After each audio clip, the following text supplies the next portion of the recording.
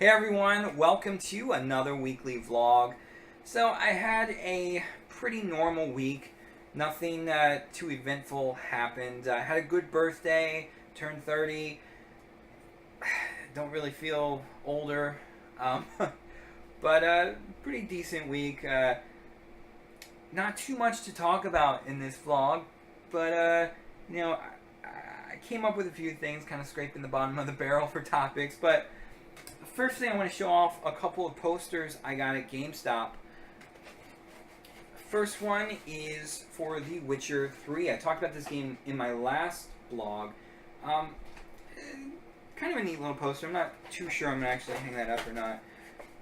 Looks pretty cool, I guess. And this one I really like. It's made out of a more quality, thicker paper, but it's Xbox One advertisement.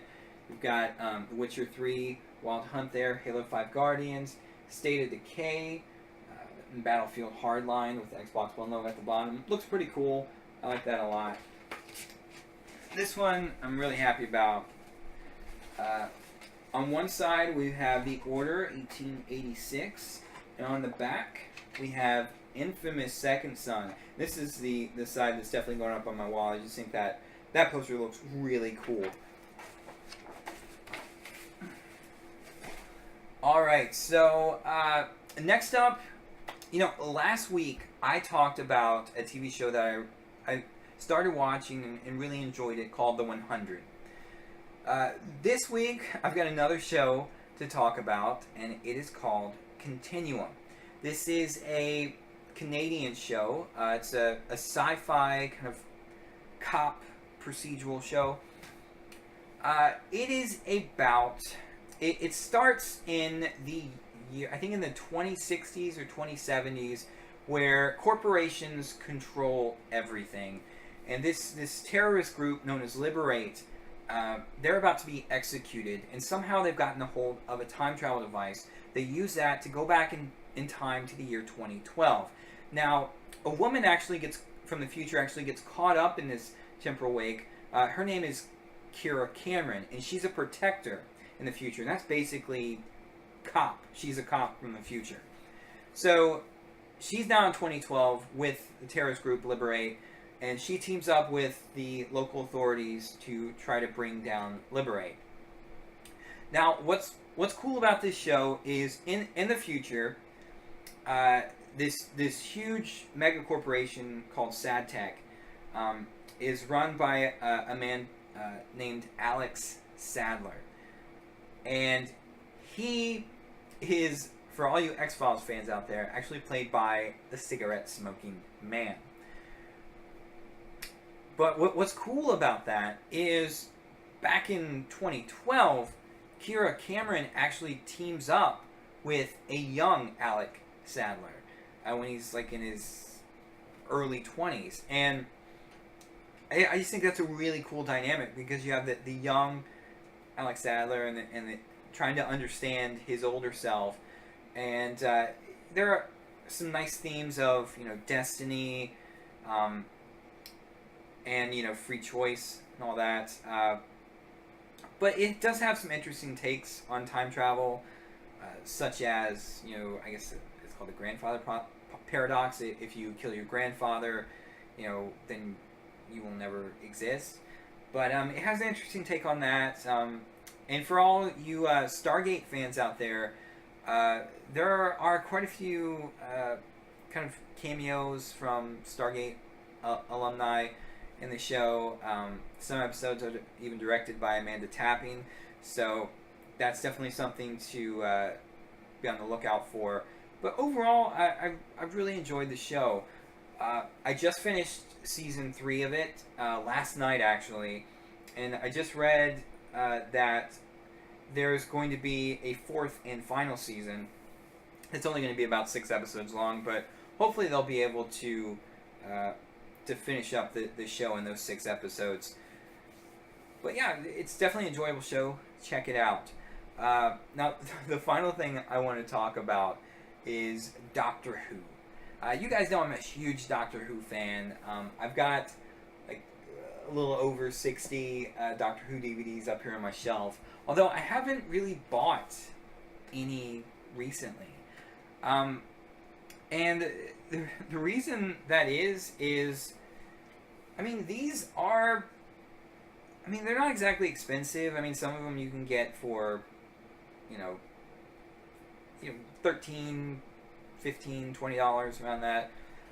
Although some of these, I just found out, are going out of print and are like, $40, $50 online. And, I don't really want to pay that much for just one DVD.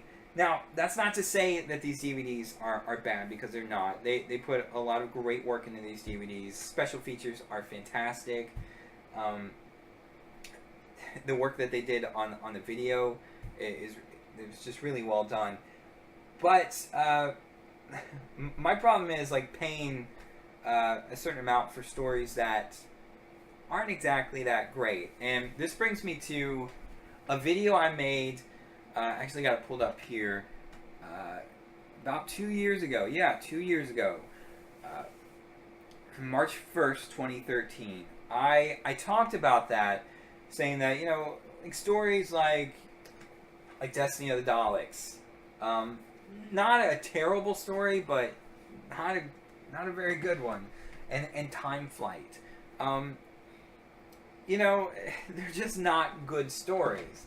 And, paying upwards of $20 for them when, you don't have a lot of money to spend on these things, you'd rather get, other things, like maybe not just, games or other DVDs and Blu-rays, but other Doctor Who stories.